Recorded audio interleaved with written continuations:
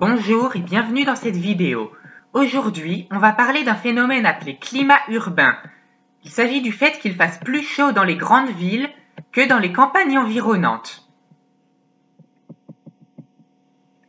Cette différence de température vient du fait que le jour, à la campagne, la végétation utilise l'eau et l'énergie solaire pour la photosynthèse. Grâce à l'énergie solaire, la végétation transpire l'eau puisée dans le sol qui est évaporée vers l'atmosphère. Les sols perméables vont aussi utiliser l'énergie solaire pour évaporer l'eau qu'ils contiennent. Ce phénomène s'appelle l'évapotranspiration. Et grâce à ce phénomène, les végétaux et les sols n'accumulent pas l'énergie solaire qu'ils reçoivent, mais la consomment. En ville, au contraire, l'énergie solaire est emmagasinée dans les matériaux des bâtiments et les surfaces plus imperméables comme le bitume, qui s'échauffent plus et la stockent.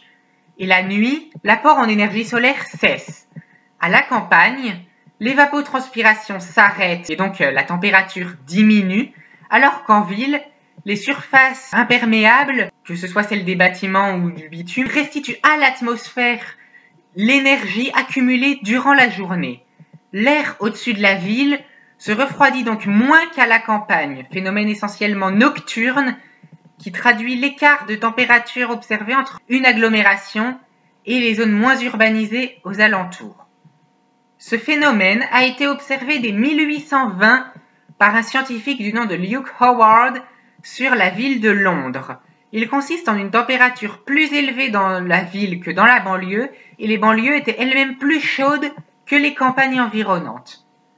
De nos jours, cette différence de température peut atteindre 10 degrés pour les grandes agglomérations, avec des conséquences sensibles sur le confort des habitants et la santé publique, en particulier la nuit en période de canicule et dans le contexte de réchauffement climatique. La canicule de 2003 a provoqué plus de 70 000 décès, dont l'écrasante majorité était en ville.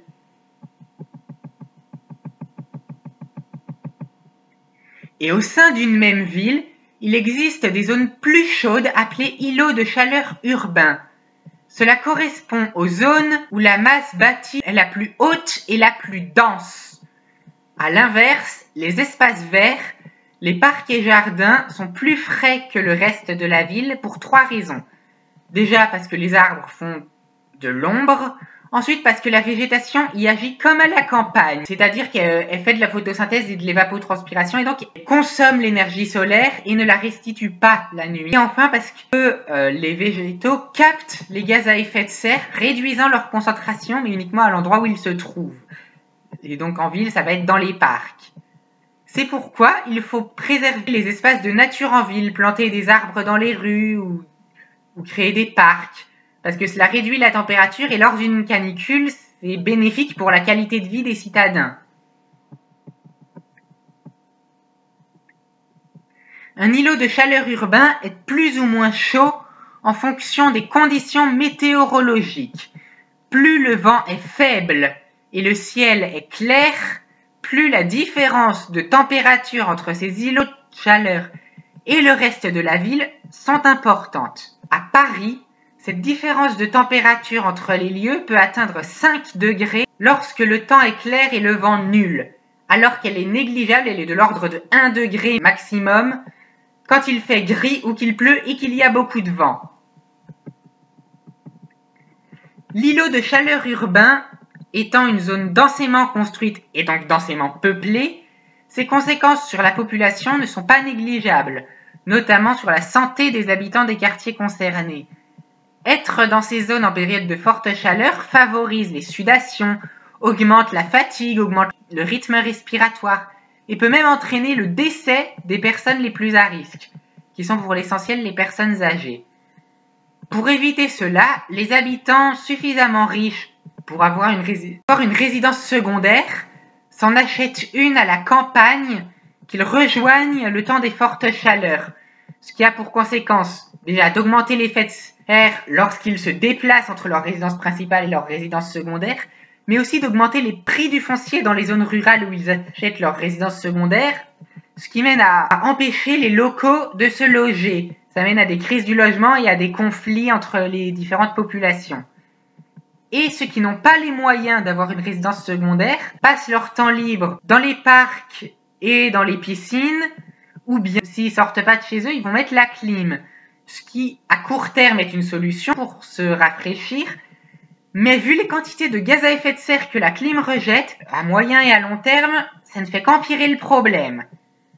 C'est pourquoi ce qui est vraiment efficace, ce sont les politiques publiques, enfin je veux dire quand elles vont dans le bon sens. Ce qu'il faut faire pour réduire la température de ces quartiers et donc réduire les conséquences tant sur l'environnement que sur la santé, c'est végétaliser les villes, créer des infrastructures urbaines plus durables et réduire les émissions de gaz à effet de serre. La végétalisation des villes passe aussi bien par le fait de planter des arbres le long des rues que de créer des parcs ou même de planter des arbres dans les cours des écoles, créer des parkings enherbés, des murs végétalisés ou même végétaliser les toits des bâtiments. Pour avoir des bâtiments plus durables, il faut une certaine architecture qui joue notamment sur la réflectivité des matériaux de construction, c'est-à-dire que les matériaux de construction ne renvoient pas trop d'énergie solaire dans l'atmosphère. Il faut y améliorer l'isolation et l'étanchéité, ou même poser des vitrages dits anti-émissifs, c'est-à-dire qui n'émettent pas d'énergie solaire ou de gaz à effet de serre, et qui réduisent aussi l'apport d'énergie solaire à l'intérieur du bâtiment. Et ces vitrages, dans l'idéal, s'adaptent en fonction des saisons et de l'angle d'inclinaison des rayons du soleil. Ils laissent passer la lumière en hiver quand le soleil est plus bas et limitent le rayonnement solaire en été lorsqu'il est plus haut. Et pour réduire les émissions de gaz à effet de serre, il faut réduire la place de la voiture en ville, faire en sorte que les gens se déplacent en transport en commun ou mieux à pied, si la distance le permet. L'idéal, ce serait de virer les voitures des villes, mais c'est pas toujours possible. Cette réduction de la place de la voiture va de pair avec le fait de densifier les villes, c'est-à-dire d'être une densité du bâti et donc de la population plus élevée, et ce afin d'éviter l'étalement urbain et la périurbanisation. C'est un sujet sur lequel je vais pas trop m'étendre, car je vais faire une vidéo qui traitera de ça. Mais en gros, la périurbanisation augmente la place de la voiture, et donc on veut réduire la périurbanisation pour réduire les longs déplacements. Et des bâtiments qui ne demandent pas ou peu de climatisation, parce que si la clim rafraîchit le lieu où elle est mise, elle rejette dans l'air extérieur beaucoup de gaz à effet de serre. Cette vidéo est à présent terminée.